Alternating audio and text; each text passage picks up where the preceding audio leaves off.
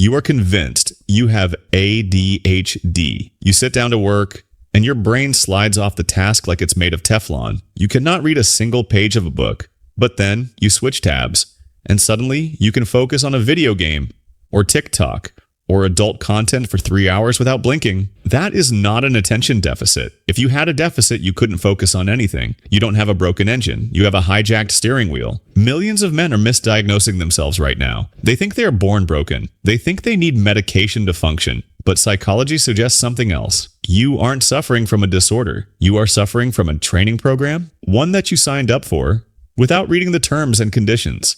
And it is shrinking the part of your brain responsible for your success. Let's look at the biology, not the symptoms. You feel lazy, you feel unmotivated, but your brain is actually working perfectly. It is doing exactly what evolution designed it to do. It is reacting to a supernormal stimulus.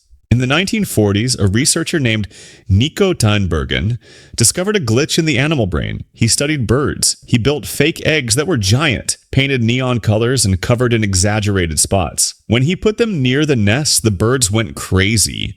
They ignored their own real eggs. They let their real babies die. They tried to sit on the giant, fake neon egg. Why? Because the brain is wired to chase the biggest, brightest reward. In the modern world, you are the bird. And digital content, especially adult content, junk food, and 15-second videos, is the neon egg. Real work is the real egg. It's gray, it's slow, it's boring. Your brain isn't broken because it ignores the work. It's just obsessed with the neon egg. Here's where the ADHD symptom comes from. Your brain seeks balance or homeostasis.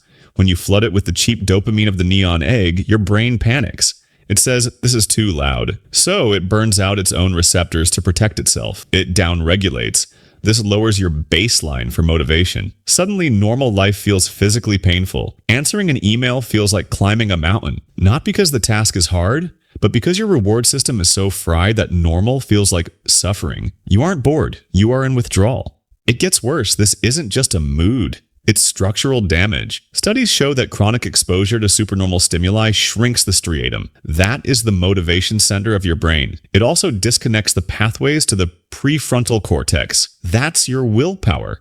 That's the part that makes you do hard things. This state is called hypofrontality. It means the CEO of your brain has left the building. This is why you want to be successful, but you find yourself scrolling at 2 a.m. against your will. The logic circuits are cut.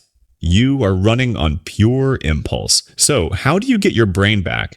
You cannot negotiate with a supernormal stimulus. You have to remove it. You need a 90-day reset. Neuroplasticity is real. If you remove the neon eggs, the porn, the doom scrolling, the sugar, your receptors will regrow. The first 2 weeks will be the hardest. You will feel flat. You will feel bored.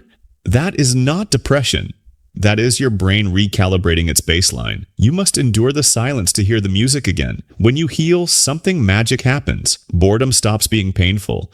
It becomes peaceful. And when boredom is peaceful, work becomes easy. You will sit down to write or code or study, and because you aren't craving a neon explosion of dopamine, the slow satisfaction of progress will be enough. That is how high performers operate. They aren't superhuman. They just don't have a hijacked reward system fighting them every step of the way. If you relate to this, stop beating yourself up. You are not lazy. You are a biological organism in a digital trap. The most brilliant engineers in the world designed these apps to break you. It's not your fault that you got caught, but it is your responsibility to get out. The modern world is a test. It asks you a simple question. Do you want the fake egg or the real one? Do you want the 5-second hit of pleasure or the lifetime of respect? You can't have both. You have to choose what you want to nurture. The distraction or the legacy? So ask yourself this.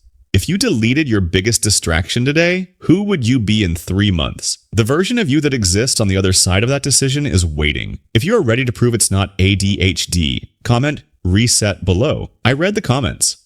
I want to see who is stepping up. Subscribe for more psychology that wakes you up. See you in the next one.